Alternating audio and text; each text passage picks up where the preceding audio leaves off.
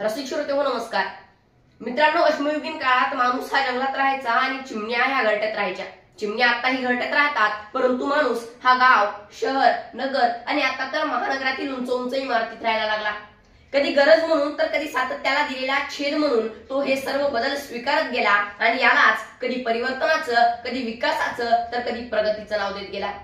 आणि याच प्रगतीच्या वाटेवरती जात असताना माणसाने एआय अर्थातच कृत्रिम बुद्धिमत्तेचा शोध लावला आणि याच एआय मध्ये कधी नवनवीन विचारधारा जन्माला आल्या तर कधी माणसाच्या आणि माणुसकीच्या जीवावर सुद्धा बेतलं। मग ही कृत्रिम बुद्धिमत्ता मला एका बाजूने संधी वाटू लागली तर दुसऱ्या बाजूने धोका सुद्धा वाटू लागली। मग संधी की धोका हे द्विधारी शस्त्र घेऊन उभा आहे। नमस्कार, मी ऋतुराज प्रमोद साखरे, भारतीय बाल विद्या मंदिर परभणी इयत्ता 9वीचा विद्यार्थी आपल्या समोर विषय मांडतोय कृत्रिम बुद्धिमत्ता, एआय, संधी की धोका आणि समोर भलं मोठं प्रश्नचिन्ह। मित्रांनो, एक विद्यार्थी म्हणून या विषयाच्या अनुषंगाने विचार करत असताना मला विषयाच्या दोन्ही बाजू मांडणं गरजेचं वाटतं।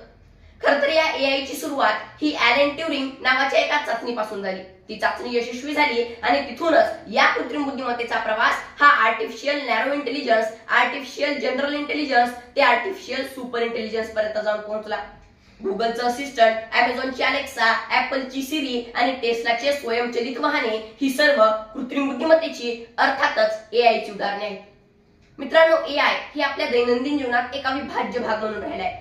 मोबाईल मधून ऑनलाईन शॉपिंग करणं असो किंवा सोशल मीडियावरती ट्रोल करणं असो, तेव्हा आपण याच कृत्रिम बुद्धिमत्तेचा अर्थातच एआयचा प्रत्यक्षरित्या वापर करतो। मित्रांनो, कृत्रिम बुद्धिमत्ता ही संगणकाला माणसासारखा विचार करण्याची आणि निर्णय घेण्याची क्षमता प्रदान करते। मग यामध्ये machine learning, deep learning, neural network यासारख्या अत्याधुनिक तंत्रांचा वापर केलाय। मित्रांनो, भारत सरकार एआय या तंत्राला विकसित करण्यासाठी एक महत्त्वपूर्ण पाऊल उचलत आहे। Digital India, make in India, आत्मनिर्भर भारत यासारख्या उपक्रमामुळे भारत हा कृत्रिम क्षेत्रात ग्लोबल लीडर बनत आहे।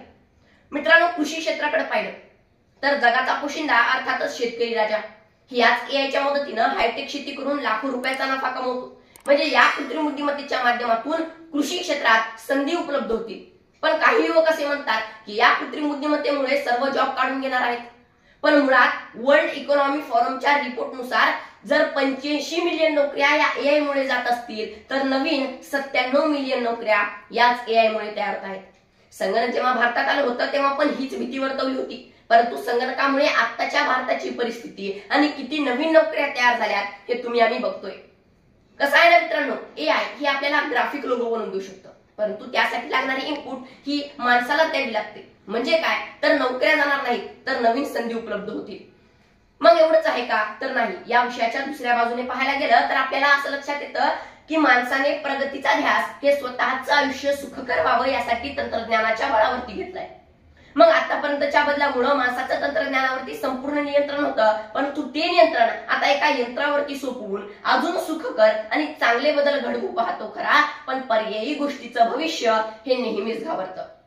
जर तत्व, मूल्य आणि सद्सद विवेक बुद्धी नसलेल्या या कृत्रिम बुद्धिमत्तेने हे जग ताब्यात घेतलं तर सर स्टीफन हॉकिंग म्हणतात तसं ही कृत्रिम बुद्धिमत्ता माणसाचं अस्तित्वच मिटवून टाकेल। हे भाकीत सत्यात उतरणार नाही ना याची भीती वाटायला लागते। मुळात आमच्याकडे काय झाले ना, कृत्रिम बुद्धिमत्तेला ओळखणारा एक आहिरे वर्ग आणि अजिबात न ओळखणारा नाहिरे वर्ग आहे। मग या आहेरे आणि नाहिरे वर्गाच्या माध्यमातून कृत्रिम बुद्धिमत्तेचा एक मार्क्सवाद आमच्या समोर उभा केलाय आणि याच्या माध्यमातून आमच्या समोर डिजिटल हुकुमशाही उभी राहते। आणि या डिजिटल हुकुमशाहीला पाहिल्यानंतर मला ही कृत्रिम बुद्धिमत्ता निश्चितच धोका वाटायला लागते। मित्रांनो, कृत्रिम बुद्धिमत्तेचा भाग असलेली ही जी यंत्रमानवे आहे त्यापैकी एक फिलिप्स डिक नावाच्या यंत्रमानवाने एका मुलाखतीत स्पष्टपणे सांगितले की मी इथला सगळा माणूस आहे। या माणसाची जी अणुवस्त्रे आहेत त्यांना मी हॅक करणार आहे आणि या मानवाला संपुष्टात आणणार आहे। म्हणजे ते स्वतः धोका आहेत याची चेतावणी ते स्वतः आम्हाला देतात, हे आपण लक्षात घेतलं पाहिजे। मग आपल्याला वाटतं की ही कृत्रिम बुद्धिमत्ता सृजनशीलतेचा भाग असू शकेल, पण मुळात आज ChatGPT वरती फक्त आणि फक्त 2 इनपुट दिल्यानंतर जर आम्हाला एखादी कविता सहज प्राप्त होत असेल, एखादी माहिती सहज मिळत असेल तर मला वाटत नाही की ही कृत्रिम बुद्धिमत्ता सृजनशीलतेचा भाग असू शकेल। माणसाच्या नवनिर्मितीमधील जी सृजनशीलता आहे तिच्या समोर ही कृत्रिम बुद्धिमत्ता निश्चितच धोका म्हणून उभी राहिलेली आहे। मित्रांनो, काही लोकांचं असं मत आहे की या कृत्रिम बुद्धिमत्तेचा भाग असणारी ही जी ChatGPT आहे ना, ती आम्हाला शिक्षक म्हणून वाटते. पण मुळात शिक्षक आपल्याला मन, भावना, वेदना, संवेदना यांचा कल्लोळ शिकवत असतो. मानवी मूल्य, नैतिक मूल्य शिकवत असतो आणि हे मूल्य शिकवण्याचे काम ही कृत्रिम बुद्धिमत्ता कधीच करू शकत नाही. आणि त्यामुळे काय तर माणसांच्या भावनासमोर भावना शून्यतेचा AI अर्थातच कृत्रिम बुद्धिमत्ता समोर उभी राहते. हे आपण सर्वांनी आवर्जून लक्षात घेतलं पाहिजे. मग शेवटी काय तर ही कृत्रिम बुद्धिमत्ता माणसासमोर एक पर्याय म्हणून उभी राहते. त्यात तुम्ही बुडाल की त्यावर स्वार होणार हे आपल्याला आपलंच ठरवावं लागतं. आणि शेवटी जिथं बुद्धी, सर्जनशीलता आणि तंत्रज्ञान एकत्र येईल ना, तिथेच भविष्यात यश उगम पावेल. मनपूर्वक धन्यवाद.